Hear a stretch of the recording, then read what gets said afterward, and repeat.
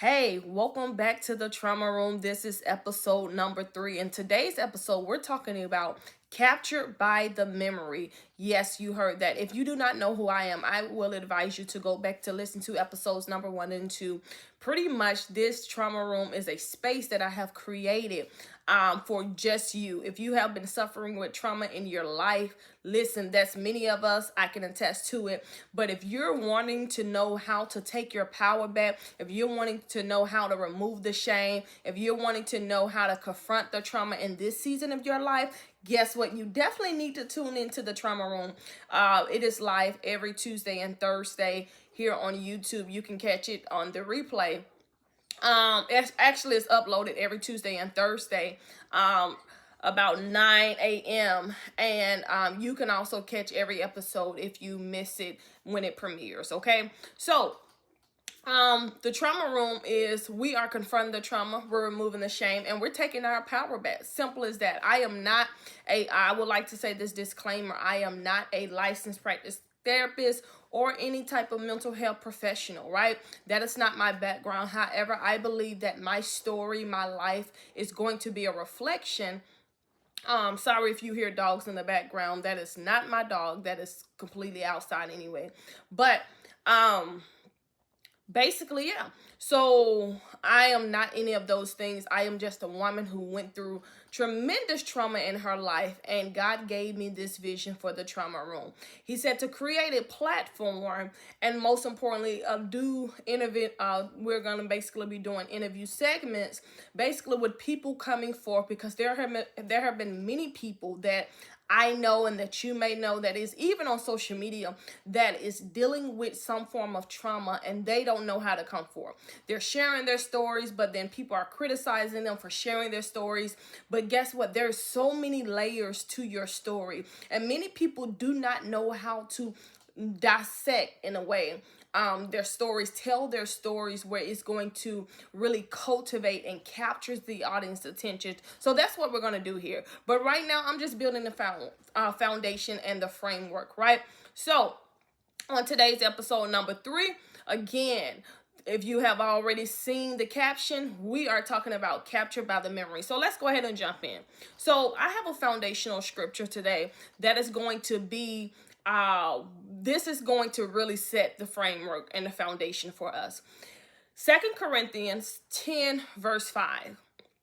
This is found in the NIV translation, the NIV translation. It says, I'm only reading the B part, which is the B part of the scripture. It says, we take every thought captive to make it obedient to Christ. Let me say that again. We take every thought captive to make it obedient to Christ. So, have you ever felt in your life that our thoughts, the things that we often think about on a daily basis, have really just overtaken us, right? Meaning you have a thought about something, and all of a sudden you maybe start getting emotional, you maybe start getting triggered. You're like, where's this thought coming from? Like, I wasn't feeling this before I thought about this, right? Stay with me, we're gonna get to that. So you have to, and you must say, I have to, and I must make every thought obey. That is your duty and responsibility. You have to, and you must make every thought, make each one of your thoughts obey. I don't care whether it's a good thought. I don't care whether it's a bad thought. Now, we cannot categorize thoughts based on their being good and bad, because they're really, at the end of the day, they're just a thought, right? So the reason why you have to make every thought obey is because, guess what? You need to learn how to take control. Your mind is the only thing that you can take control over. You can't take control over anyone else's mind, because that would be known as witchcraft. That would be known as manipulation. That would be known as coercion, force, any of those areas. So you can only take control of your thoughts, right? You can take control. When you take control of your thoughts, you are also taking control of your temper, as well as the outbursts that you are about to have. Because we understand, And it is psychologically proven that when a person is about to explode, when their thoughts are all over the place, when they do not have any control, what they're going to do is their temper is up to here. But they are about to have an outburst where they're not going to be able to kind of get out of it. It's going to take them a minute, okay? When you feel this is what you need to do. You need to make yourself. Sit with you long enough until you feel that outburst, that rage inside of you boiling over. That means, guess what? If you sit with you and you don't feel it yet, you need to stay seated. The reason is because you're about to get up and then you're going to explode on somebody innocent. You're about to explode on somebody that didn't do anything to you. You're about to explode on somebody who was trying to be nice to you. You're about to explode on somebody for no reason at all. And so I'm telling you today, you need to, number one, you need to take control. Number two, you need to make yourself. And number three, you need to make your thoughts obey. That's really the key. But let me also break it down a little further for you, right? Why do a lot of these memories that we have from the past seem to come into our day, interrupt our day, distract our day, come to derail us in a sense? Because guess what? Oftentimes these thoughts are related to what it is that we have experienced, what it is that we are feeling, what it is that has been validated or even said in our lives. Oftentimes thoughts will come up in your mind and be trying to tell you, oh, you ain't got no support. So that's the thing. Lack of support. You're going to feel lack of support, whether it's something you're wanting to do, whether it's an idea that you have, whether it's a goal that you have for your life. Listen, lack of support. The enemy is going to trigger you because he's going to be like, you ain't got no support. You in this alone. Fear of not enough. Fear of not having enough resources. Fear of not just believing in yourself enough. Fear of that you can't do it by yourself alone. Again, fear that you will be let down again and again. How many of us have really said, you know what? I'm going to let myself down if I do this. I'm not even going to be able to do this because I'm going to let myself down. It's that fear that last time you let yourself down. Last time this happened. Last time that happened. Last time. Listen, I want you this day, even as you're listening to me, I don't care what happened last time. I'm telling you this time you can do it. Here are some things that I wrote, and I want you to make them personal to your life. So as I was writing these down, I began to think about how the memory, our core memory, those short-term memories that we have, and even though those long-term painful memories that we have, I found myself in a place where this is the reason why many people begin to rehearse the hurt. They rehearse the abuse. They rehearse the rejection, the abandonment. They rehearse when somebody hurt them or left them or walked them out. They like, oh yeah, I remember it happened on this day at this time. I remember what state of mind I was in. And they were rehearsing it like it just happened today. The reason is because our memory often has us remembering. Let me say that again. Our memory that's stored in here, has us remembering and recalling information. So, for example, I want you to repeat after me. I remember what they told me. I remember the plans that we said or the plans that we made. And those plans didn't happen. I remember how. I remember when. I remember where. I remember what. I don't remember why. I am triggered by the memory. My God. I want you to write those things down that I just said, because those are powerful statements. I remember. I remember what was said. I remember what was done.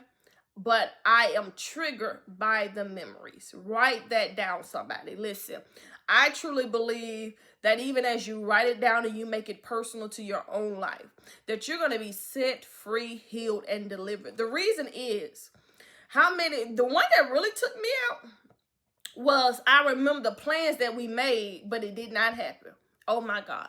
So many of us have made plans with individuals. So many of us have made goals, and we just said, you know what? I really want to do this with this individual. I really want to go here.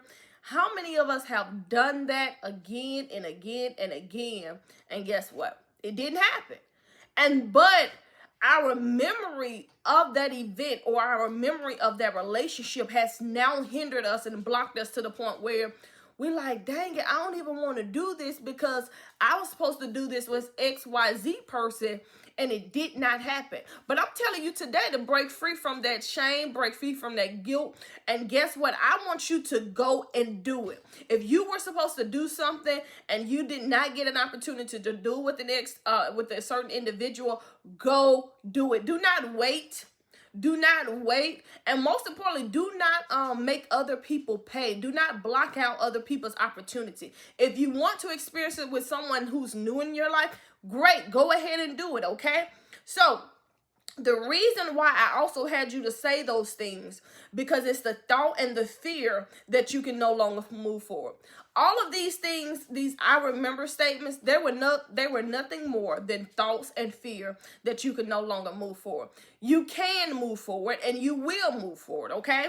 So I want you to also declare this over your life. Lord, I've been attached too long to this traumatic memory. I've been too attached to the plans, the goals, and the events that did not happen with person X and person Y. You need to also write this down, because this is a practical exercise for you to do. This is how you're going to get free from the bondage, and this is also how you're going to learn how to remove the shame. Once you begin to remove the shame, now you're ready to confront. You are ready to confront. You cannot confront what you do not know, but you can confront what you do remember. My God, I'm going to say that again. You cannot confront what you do not know, but you can confront what you do remember. All you need to say, God, I remember this, but I'm ready to confront this. Come on, somebody. So the word memory it stood out to me as I was studying. And I got this several definitions from the Merriam-Webster translation, the dictionary. So I'm going to read a few of those definitions. It says memory is the power or process of reproducing. Memory is also recalling what has been learned. That's important. Memory is also a behavior or recall by recognition. So you recognize either a face, you recognize sounds, you recognize voices, basically. So memory is also an image or impression that is remembered. And lastly, memory is the time within past events that can be remembered. So all of this information that I just gave you, it speaks to this definition. You remember time, you remember places, you remember events, you remember dates, you even remember locations, all of that stuff. This is the reason why our memory is so powerful. Memory is so powerful because guess what? It is a tool that we can use to help guide us and direct us, right? But memory was not designed for us to get stuck. Memory was not designed to be a wall. Guess what? I see memory. I have an illustration on my mind that I just got. I see memory as a four-way intersection. That means you can either go forward, you can go left or right, or you can go back the way that you can. Memory is not designed to be an alleyway, okay? Memory was not designed to be a two-way intersection, okay? You go back and forth, back and forth, back and forth, back and forth. Or memory was also not even designed to be a dead end on a street where you just say, I don't know where I'm going from here. I'm telling you today, this is where you're going to go from here. With the information that I have given you, even with the scripture reference, 2 Chronicles 10 verse 5, it says, when you take every thought captive, what you're doing is you're making obedient. You're making those thoughts obey. You're making those thoughts come into alignment and into agreement with the word of God, according to what Christ has already told us to do. Christ tells us to guard our minds, guard our hearts, right? So if you're going to guard your minds, you're going to have to take a hold of your memories. And those memories, whether you want to deal with it or not on today, I'm just giving you the practical tools, the resources, the information that you need to even just put it down on paper. You're going to say, you know what? I'm going to write down everything that I wanted to do, everything I desired to do. I'm going to write down how these painful memories and these even trigger responses have allowed me to stay stuck in the memory, okay? So here are a few key points that I want you to remember. There are 4 key points. Write this down. The first one is thoughts. We're going to come back to that one. Feelings is number 2. Number 3 is decision making. And number 4 is what information is stored in your heart. Thoughts, feelings, decision making, information stored in the heart. I'm giving you all of these key points because I believe these are very critical. These are very critical to help you to be able to capture the memories, okay? So have you ever heard of like the concept birds of a feather flock together, right? So I thought it was very interesting because something just took place in my life, and this really spoke and ministered to me. Words trigger your thoughts. Thoughts trigger your emotions. Emotions trigger your actions. Let me say it again. Words trigger your thoughts. Thoughts trigger your emotions. Let's stop there.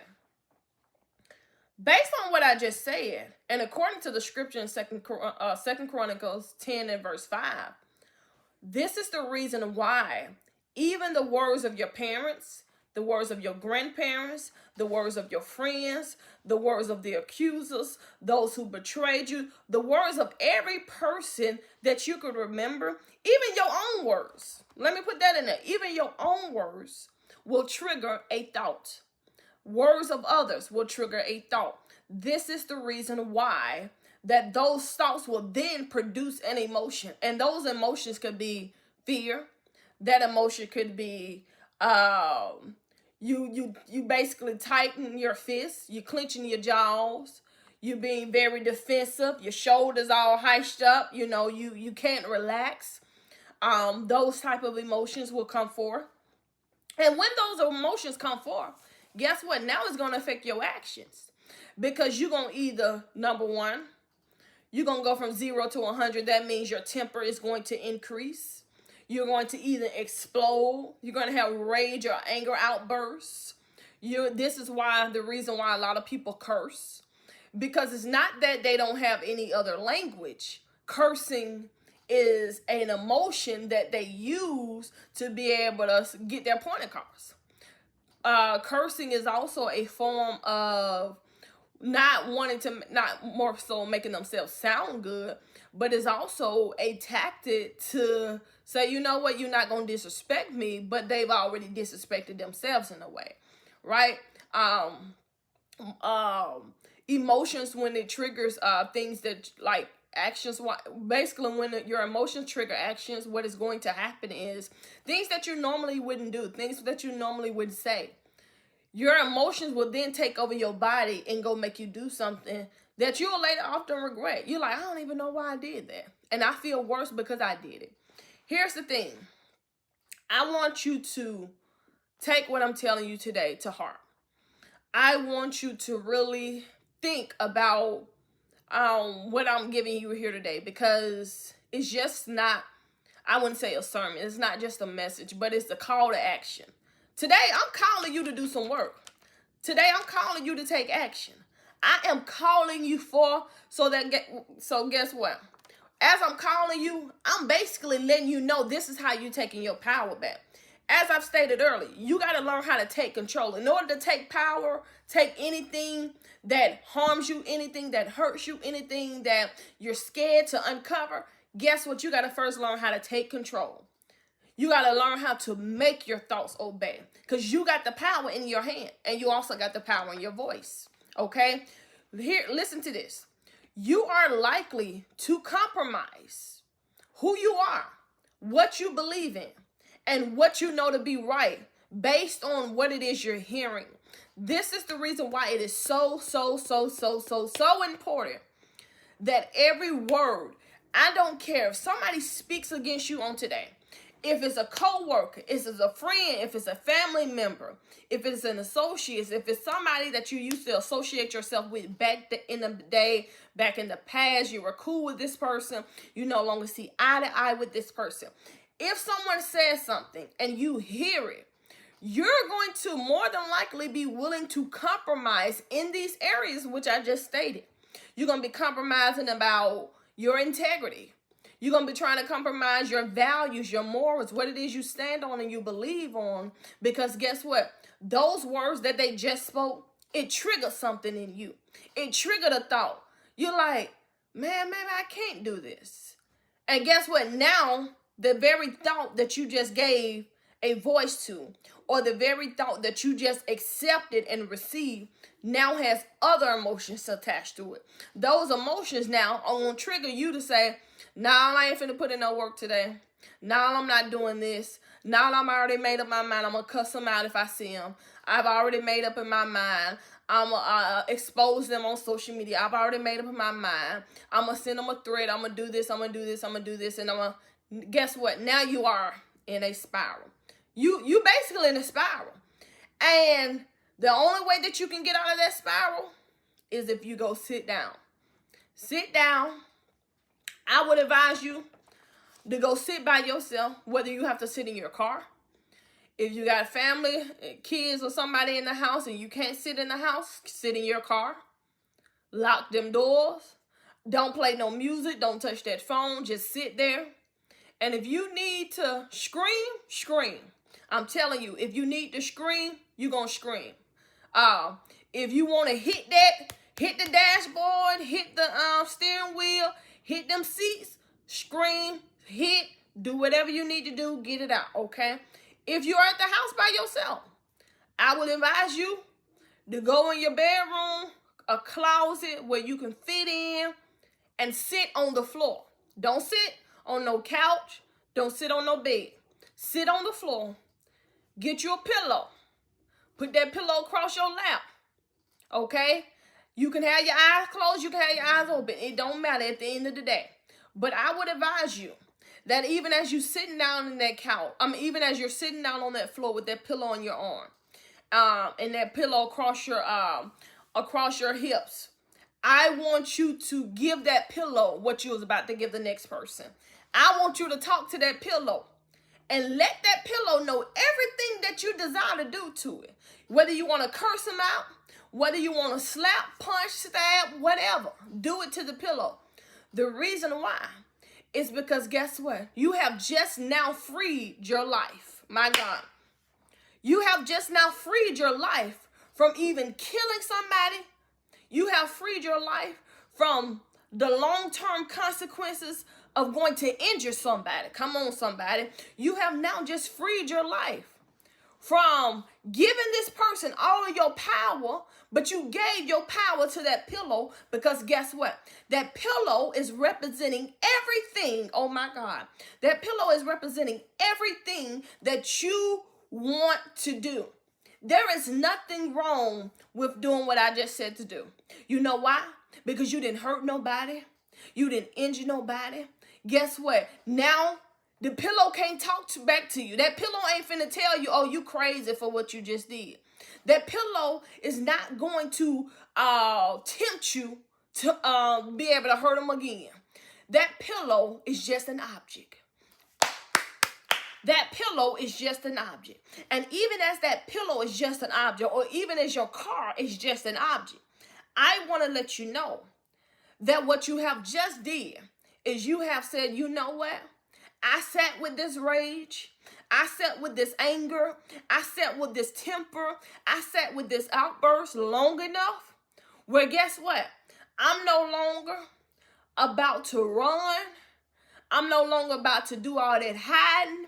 I'm no longer about to turn the other eye, a blind eye to this and that. I have now just freed and released myself. Come on, somebody. And when you begin to free and release yourself, my God, I'm declaring and decreeing over your life that the shackles will be broken. My God, the chains will also be removed, and you're going to be able to go and live free. Guess what? The event that you just did with this pillow, listen, the butt whipping, the butt whipping that you put on this pillow, guess what? You ain't finna remember any of that. Because by the time you get up out of that closet, off of that floor, out of that car, by the time you get out of this closet, off of that floor, and out of that car, guess what? You're going to be like, I feel good. You're going to be like, I feel good. And you're going to feel some weight just lift off of you. I am promising you. Listen, if you don't believe me, this is what I had to do, okay? I'm going to tell you a quick story. So, this is what I had to do. One day I was at the DMV trying to get my tag and stuff registered and everything, but the line was just excessively too long. And normally I don't have a problem with lines. Like, I sit there, I'm on my phone, I'm writing crossword puzzle, bam. But it was one guy.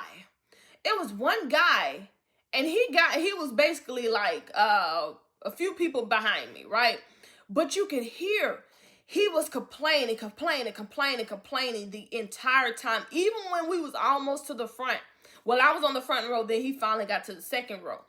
He was still complaining. And I wanted to reach over there and tap that guy and say, God, just please, just be peace be still, right? I just wanted to tap him. Because what I started to feel was the irritability. I started to feel the frustration rising in me. I felt like, man, if this man don't shut up, I am about to explode on this man. Right? And many of us are taken out of character. And many of us, that's our normal reaction. We like, listen, we finna go off on this person because now they didn't make me upset, okay? And I did not do that to that man. I got up there to the thing, got my tag and stuff. But I remember I was supposed to be going to the nail shop after I left the DMV. And I did not go to the nail shops. I basically, where I get my tag, it was right around the corner from my house. And I remember God telling me, he said to go home. He said, go home for a minute. Sit down. Cool down. Because he knew that these very thoughts and these very emotions this man was releasing into the atmosphere, it was doing something to me, okay? It was doing something to me. So I went home and I went in my bedroom, closed that door, and I screamed to the top of my lungs, and I had this like ottoman thing, and I beat that ottoman up with my fist. I was just going in. Because see, I could have responded in that way towards that man and potentially injured this man, okay? Potentially even went to jail because it's a DMV license. But I did not do that because I had to understand that my issue was not with him. My issue was with the thoughts that he was releasing. My issue was with the memories and the emotions, that the negativity that he's putting in the space. Now, how can you get at somebody when it's their thoughts that's doing it to you? My God. And it's not even, and it's their words that's saying it. Guess what? I am encouraging you on today, even as I have shared my story and been very transparent with you, that it's going to take some time and it's going to take some work. But I do definitely encourage you all to do this before this week ends, so that way you can take your power back. You can remove the shame. And most importantly, you can confront the trauma. You're going to confront all of these things which has hindered your ability, blinded you, and most importantly, affected you mentally, emotionally, spiritually, psychologically, socially, so many areas. But guess what? I advise you all to like, subscribe, as well as tag, send this link out to any of your friends, family, co-workers, anyone that you know on social media. Definitely promote this. Let them know the trauma room is ready to have them. This is episode number 3. They can go back and watch all of the episodes that will be on this YouTube saved or whatever for later. So definitely thank you all so much for tuning in and joining with me. Until next time, it is your girl Portia, and I pray that you will have a blessed and amazing day. Until next time.